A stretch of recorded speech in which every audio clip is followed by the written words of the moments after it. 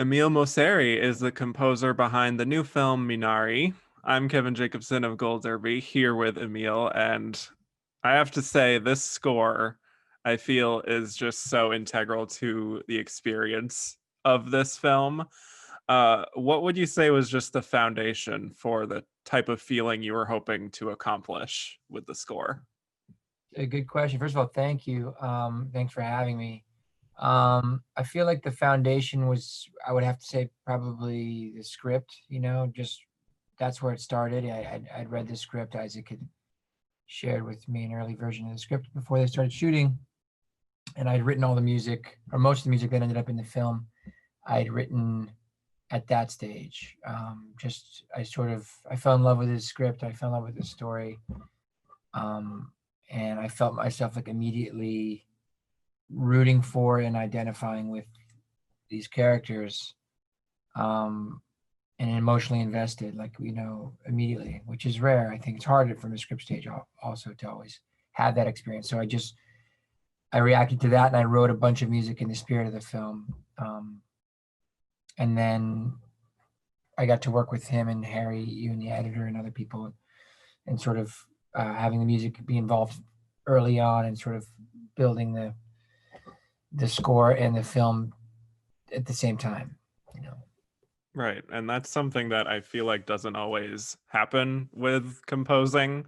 I'm curious just why you ended up starting so early. Yeah, no, it was a first for me. I had never worked that way before, but I loved it. It was an amazing experience. I think it happened this way because it just naturally came together. I had worked with Christina Oh, the producer of the film. I'd worked with her on The Last Black Man in San Francisco. And I'd also worked with Harry Yoon, the editor.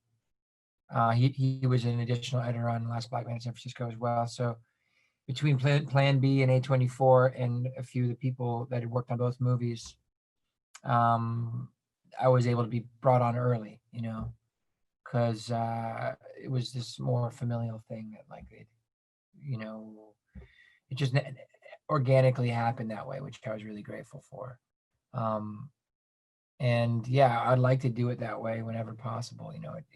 It makes you work on a project for a longer period of time, but it also makes it more organic, and it's a little bit, there's things about it that make my job easier. Yeah, that makes sense. Well, I want to just dive into the instrumentation All behind right. the score because it's not just a typical, twinkly piano score. There's something much more full and warm about it. So I'm curious how that all came together. Thanks. Yeah. Well, yeah, as you mentioned, there is piano. So it started with piano, and a lot of the cues that ended up in the film were actually recorded as demos, like the day that I wrote them. So a lot of things, since they edited the film to picture, they left a lot of those things in there. But we had some time to embellish and flesh out and bring some more warmth and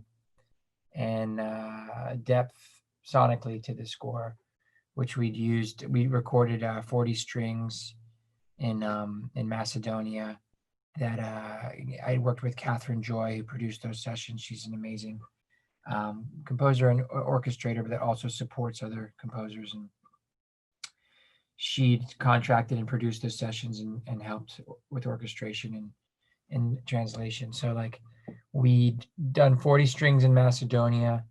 I'd also used this old acoustic guitar, this one here. I don't know if you can see it, but this one here is from 1943. And I detuned it and doubled the piano with that to give it a more sort of textural and grounded, earthy sound, And then I also used an 80s synthesizer, an old Korg, that kind of sounds like a theremin, to sort of introduce some sort of unsturdiness to the sound, but also very slightly reference the 80s, since it's a period piece of sorts, And then woodwinds and other things to sort of flesh out. It all just, you never start out and say, okay, we're gonna do woodwinds, synthesizer, vocals, guitar. Like, you kind of experiment, and then you find the thing reveals itself in time. It's not as calculated or as clear cut from the onset. But that's the fun of the job, is you sort of explore and experiment, and then eventually you find the sound, and Mm-hmm. a lot of that was singing the melodies, and just having fun and experimenting, really. Hmm. Yeah.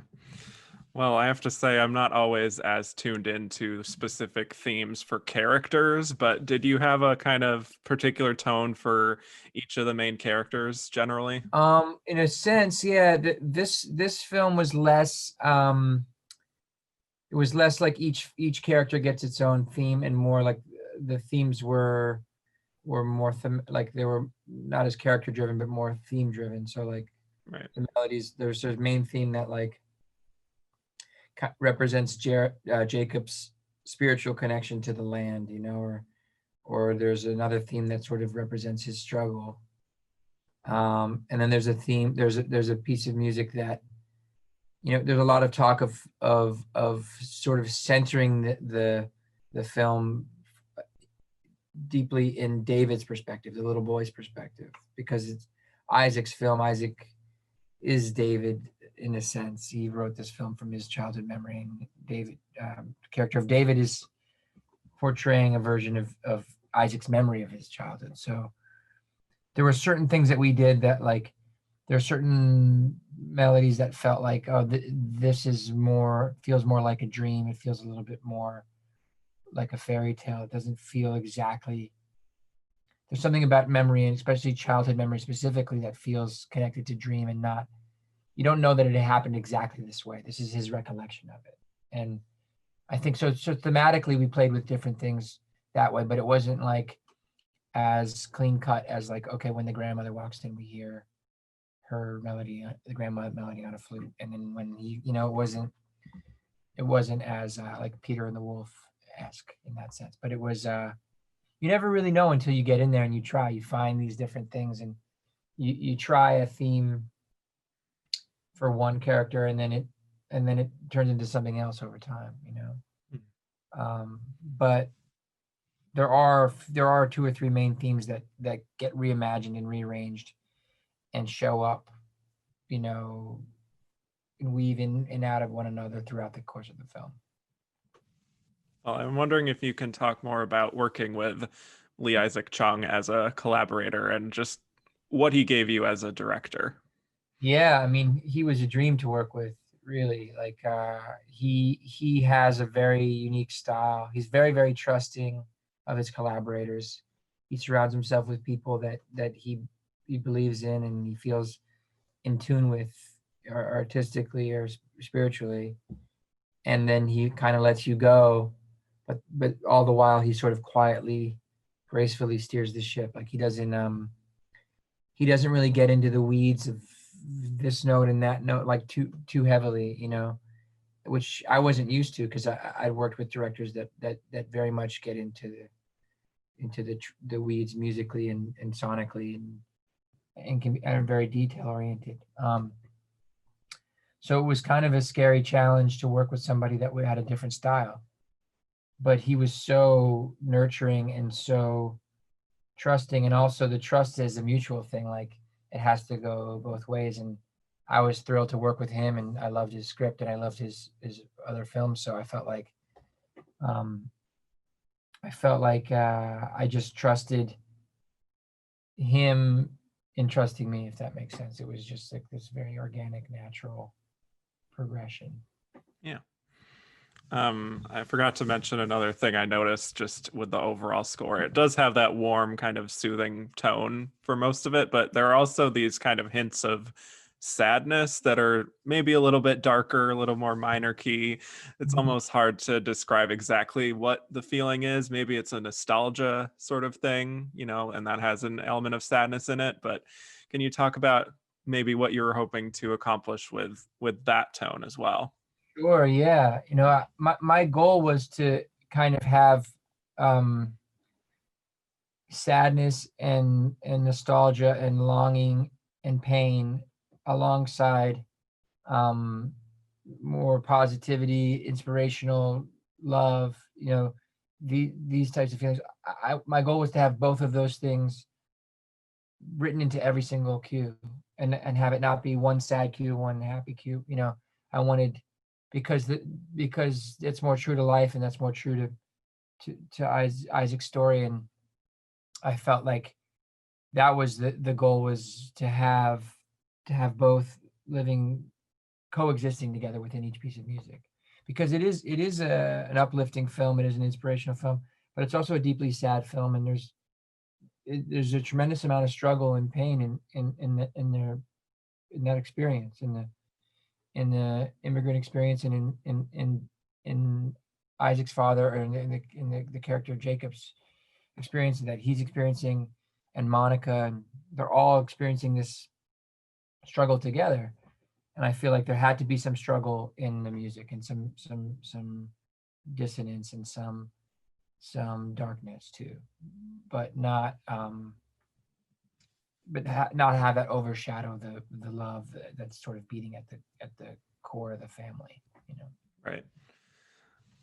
There's a particular sequence at the end that I won't spoil because not as many people have seen the movie yet, but there's a certain event that happens that is quite seismic, and I feel like you could have scored that with a little bit more of a unsettling tone just because of what's happening, but it's still very much in keeping with the rest of the film, and it really fits. So I'm hoping you can dance around any spoilers for the scene itself, but Yeah, was no, that sequence like a challenge for you? it was made easier by having Isaac and Harry use that music going in.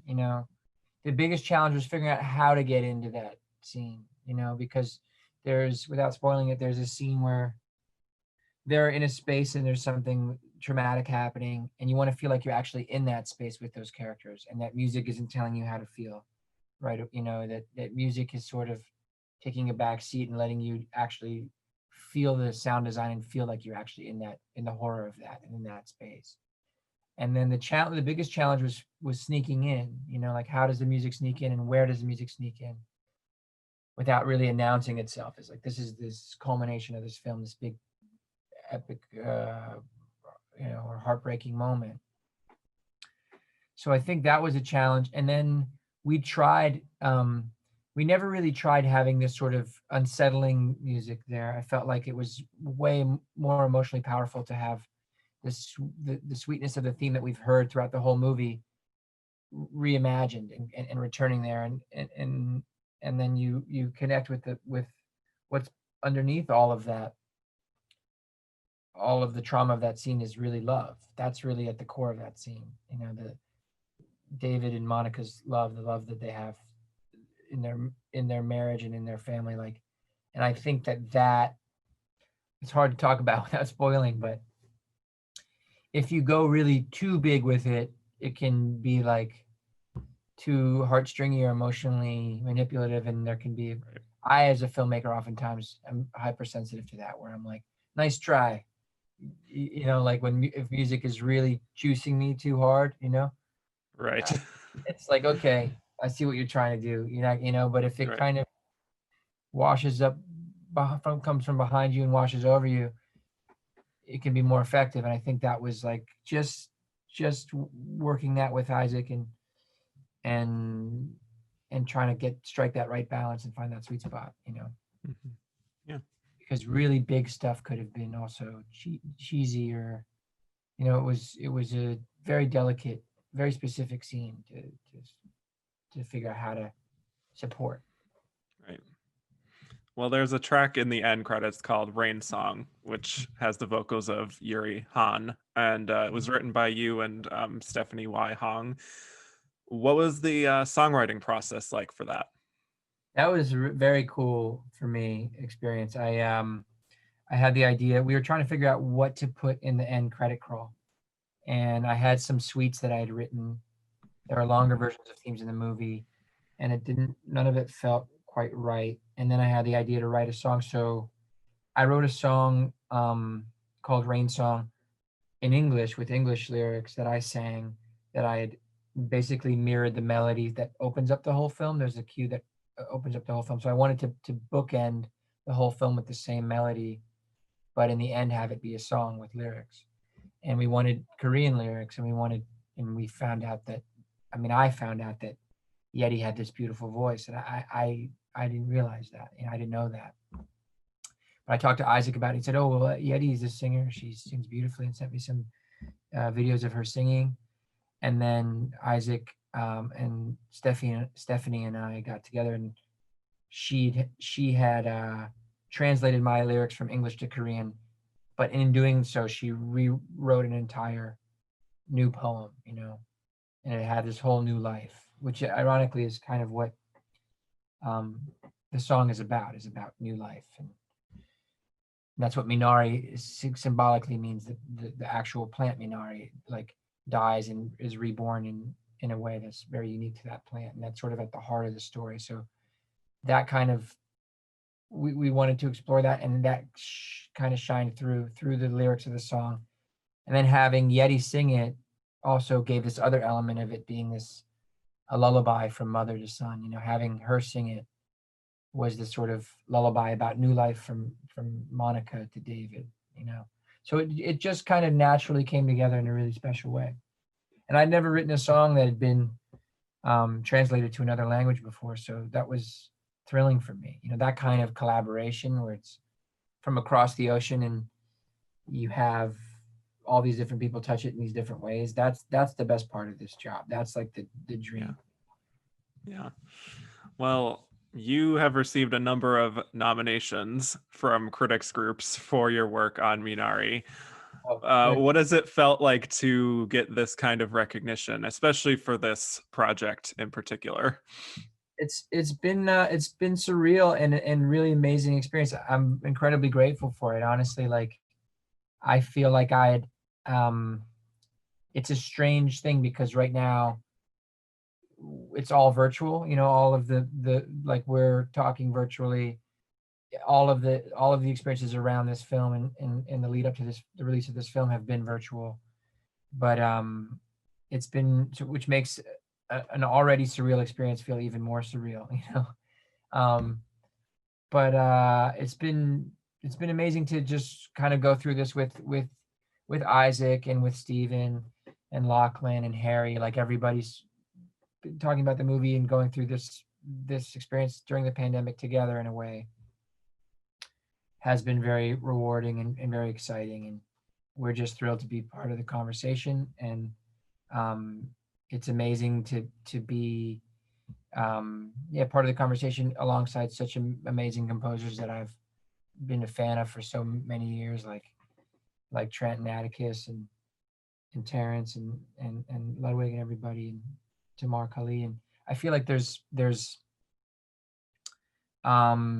it's been exciting to see that stuff. You never know how a piece of work is going to land and connect with audiences and with critics. It's a part of the process that you can't really foresee or predict or control. So I think it's always nice when people are connecting with the film and it's resonating with people. That's the joy of it. And I think they are, and I think even more will once it comes out in February. So yeah. yes. Looking forward to that as well.